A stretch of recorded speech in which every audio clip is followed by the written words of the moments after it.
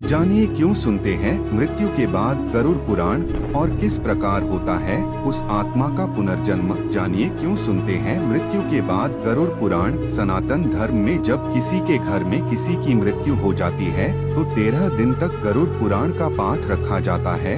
धर्म शास्त्रों में ऐसा कहा जाता है कि आत्मा कुछ ही दिनों में नया शरीर धारण कर लेती है। किसी को 3 दिन लगते हैं तो किसी को 13 दिन। लेकिन यदि किसी की अकाल मृत्यु हुई है तो उसे दूसरा जन्म लेने के लिए 1 वर्ष का समय लगता है और तब तक वो आत्मा भटकती रहती है। तो चलिए जानते हैं मृत्यु के बाद मरे हुए व्यक्ति के लिए क्यों करवाया जाता है गरुड़ पुराण का पाठ। एक प्रश्न आपके मन में जरूर उठता होगा कि आखिर क्या है गरुड़ पुराण। दरअसल एक बार गरुड़ ने भगवान विष्णु से प्राणियों की मृत्यु, यमलोक यात्रा, नरक योनियों तथा सद्गति के बारे में अनेक रहस्यमय प्रश्न पूछे। उन्हीं प्रश्नों का भगवान विष्णु ने सविस्तार उत्तर दिया। इस प्रश्न और उत्तर की वार्तालाप को ही हमारे सनातन धर्म में गरुड़ पुराण कहा जाता है। क्यों सुनाते हैं इसे मृत्यु के बाद। एक गरुड़ पुराण में मृत्यु के पहले और बाद की स्थिति के बारे में बताया गया है, इसीलिए यह पुराण मृतक को सुनाया जाता है। 13 दिनों तक मृतक अपनों के बीच ही रहता है।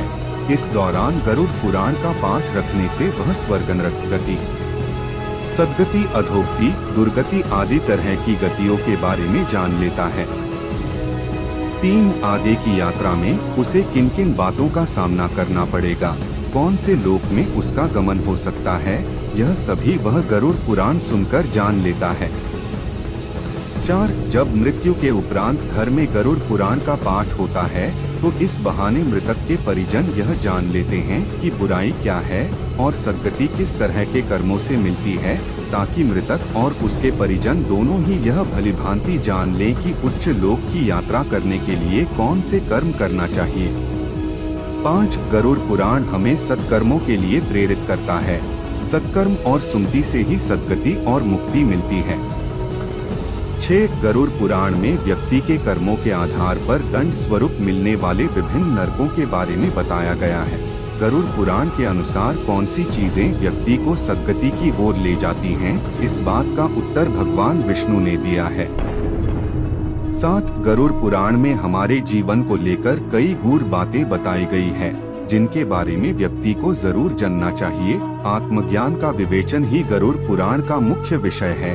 गरुड़ पुराण के 19,000 श्लोक में से बचे 7,000 श्लोक में गरुड़ पुराण में ज्ञान, धर्म, नीति, रहस्य, व्यावहारिक जीवन, आत्मा, स्वर्ग, नर्क और अन्य लोकों का वर्णन मिलता है।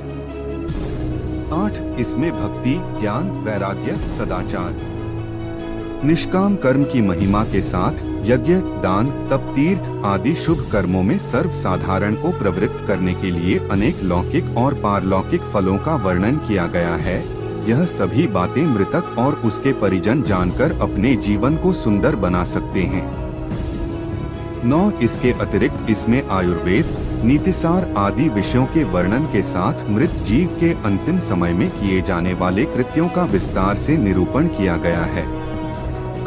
10 कहते हैं कि गरुड़ पुराण का पाठ सुनने से ही मृतक आत्मा को शांति प्राप्त होती है और उसे मुक्ति का मार्ग पता चल जाता है। वह अपने सारे संताप को भूलकर प्रभु मार्ग पर चलकर सद्गति प्राप्त कर या तो पितरलोक में चला जाता है या पुनः मनुष्य योनि में जन्म ले लेता है। उसे प्रेत बनकर भटकना नहीं पड़ता है।